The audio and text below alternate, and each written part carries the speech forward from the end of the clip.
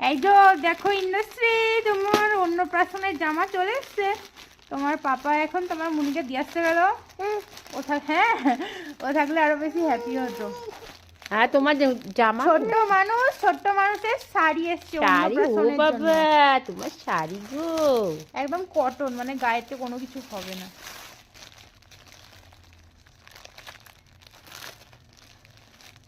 Wow, lovely lovely. আমার blouse Meesho থেকে order দিয়েছিলাম। মিশো থেকে।